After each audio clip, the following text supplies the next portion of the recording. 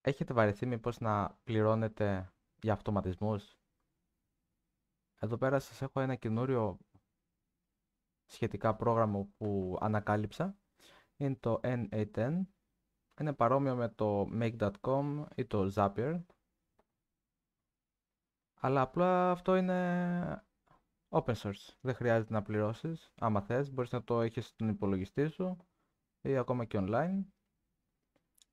Και χωρίς να σε χρεώνει για διάφορα που θα κάνεις στην καθημερινότητά σου. Είναι πολύ εύκολο, μπορείτε εδώ πέρα να πατήσετε ή πιο εύκολο κιόλας. Ανοίγετε το CMD, πατάτε αυτό εδώ πέρα, npm install.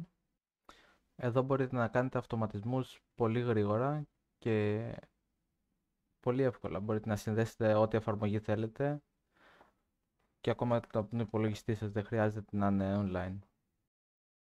Από ό,τι βλέπετε εδώ πέρα τώρα κάνει εγκατάσταση και για να το ενεργοποιήσουμε πολύ απλό. Απλά βαράμε στο πληκτρολόγιο N8N, Enter και περιμένουμε να τρέξει. Μπορούμε φυσικά να το τρέξουμε και σε Docker, εννοείται. Και απλά εδώ πέρα άμα θέλετε πατάτε το O, οπότε θα ανοίξει αυτόματα μόνο του, ή άμα θέλετε μπορείτε να πάτε κιόλας εδώ στο localhost.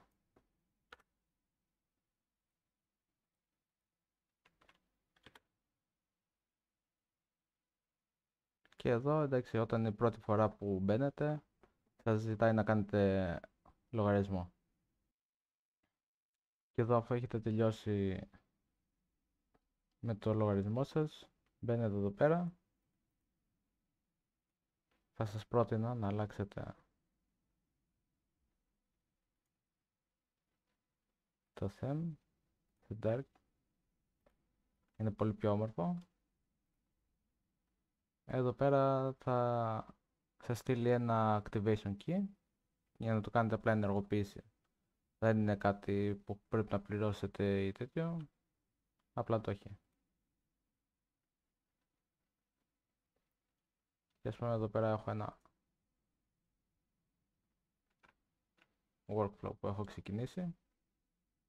Στο επόμενο βίντεο θα σας δείξω 3 AI agent που θα σας είναι χρήσιμα στην καθημερινότητά σας και θα μπορείτε να τα κάνετε κι εσείς πολύ εύκολα.